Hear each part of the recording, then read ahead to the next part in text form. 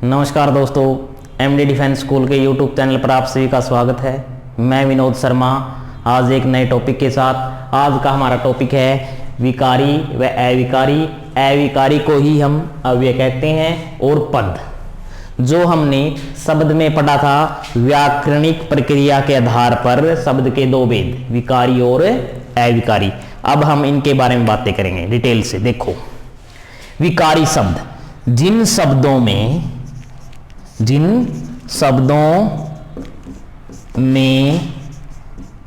लिंग, वचन, कारक और काल के कारण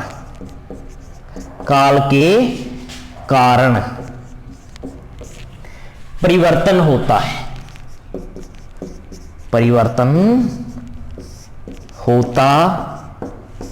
है, उन्हें विकारी शब्द कहते हैं। विकारी शब्द कहते हैं।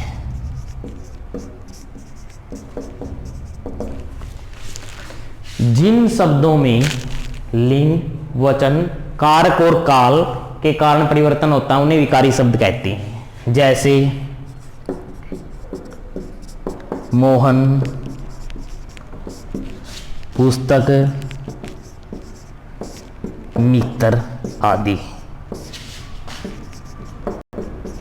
ये हमारे विकारी शब्द है। इनमें लिंग, वचन, कारक, काल के कारण परिवर्तन होता है। इन चारों के कारण देखो, लिंग, वचन, कारक और काल, इनके कारण परिवर्तन होता है तो हमारे विकारी शब्द होते हैं।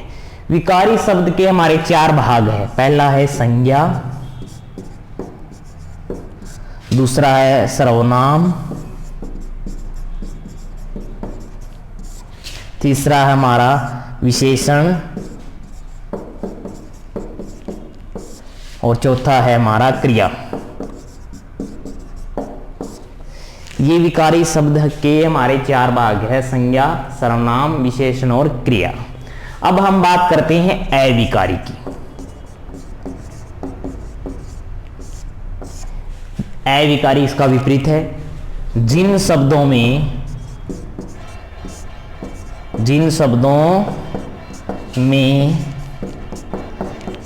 लिंग, वचन, कारक और काल आदि के कारण कोई परिवर्तन नहीं होता, कोई परिवर्तन नहीं होता, उन्हें अविकारी शब्द कहते हैं। उन्हें अविकारी शब्द कहते हैं। देखो, विकारी में तो लिंग, वचन, कारक, काल के कारण परिवर्तन होता था। अविकारी में लिंग, वचन, कारक और काल के कारण कोई परिवर्तन नहीं होता। जैसे किंतु, परंतु और, ये ऐसे शब्द है अविकारी में लिंग, वचन, कारक, काल के कारण कोई परिवर्तन नहीं होता। अविकारी के हमारे पांच भाग है। क्रिया विशेषण,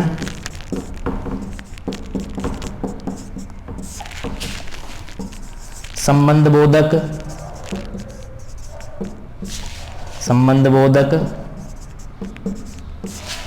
समुच्चय बोधक,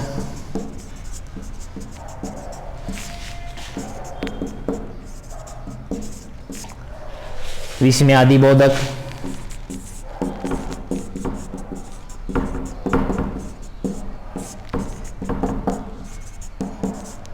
और निपात। अविकारी के हमारे चार भाग थे, संज्ञा, सर्वनाम, विशेषण और क्रिया। अविकारी के हमारे पांच भाग है, क्रिया विशेषण, संबंध बोधक, समुच्चय बोधक, विस्मयादि बोधक और निपात। ये है विकारी और अविकारी। अब पेपर में हर बार ये क्वेश्चन आता है, पद किसे कहते हैं। अब आप पद के बारे में और जानो। देखो पद, जब शब्द को व्याकरण के नियमानुसार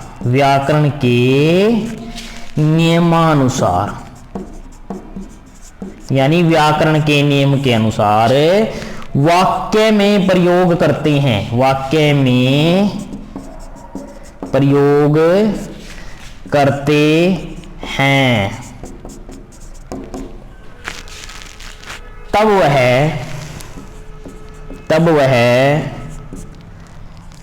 शब्द न रहकर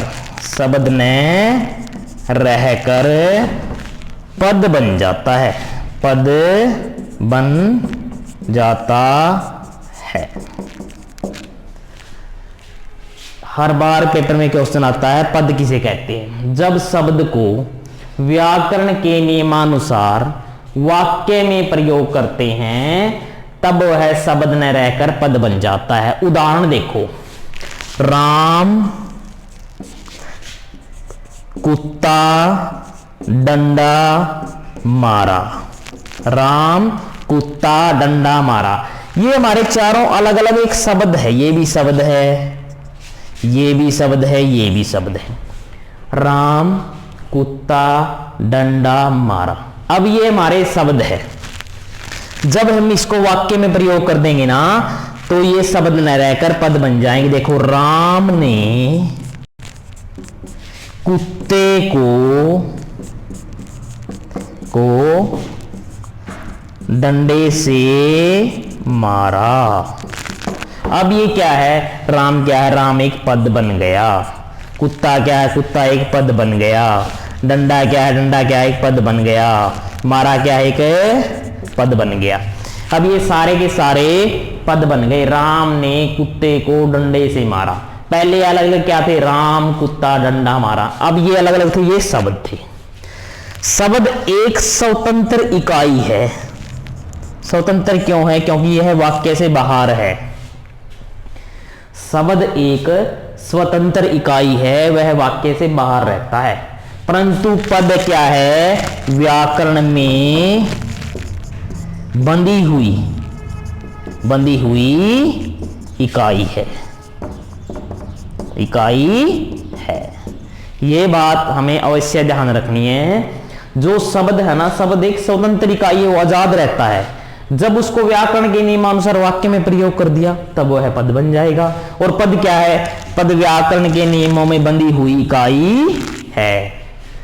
जो पद है वो स्वतंत्र इकाई नहीं है, शब्द स्वतंत्र इकाई है, पद व्याकरण में बंधी हुई इकाई है। दोबारा देखो, क्या क्या पढ़ा हमने, विकारी के बारे में जाना और अविकारी के बारे में जाना। हम अविकारी को ही अव्यय कहते हैं, अविकारी को ही अव्यय भी कहते हैं, यानी इसी को हम अव्यय कहते हैं। पेपर में ये भी आ सकता है, अव्यय किसे कहते हैं, अविकारी किसे कहते हैं। बात दोनों एक ही है। जिन शब्दों में देखो, इन चारों के कारण 1, 2, 3 और 4, लिंग वचन कारक काल के कारण यदि बदलाव हो गया तो विकारी, लिंग वचन कारक काल के कारण कोई परिवर्तन नहीं हुआ तो अविकारी या अव्यय शब्द। ये हमारे अविकारी है और वो अविकारी। इन चारों के कारण यदि बदलाव हो गया तो विकारी, बदलाव नहीं हुआ तो अविकारी। अब हमारा एक नया है पद। जब शब्द को व्याकरण के नियमानुसार वाक्य में प्रयोग कर दिया, तब वह पद बन जाएगा, शब्द नहीं रहेगा। क्योंकि शब्द एक स्वतंत्र इकाई है, पद व्याकरण के नियमानुसार बंधी हुई इकाई है। पद के अंदर ही आते हैं संज्ञा, सर्वनाम, विशेषण और क्रिया और अव्यय। इन्हीं को हम पद के भाग मानते हैं, इन्हीं अविकारी और विकारी के। आशा करता हूं आपको समझ में आया होगा। धन्यवाद।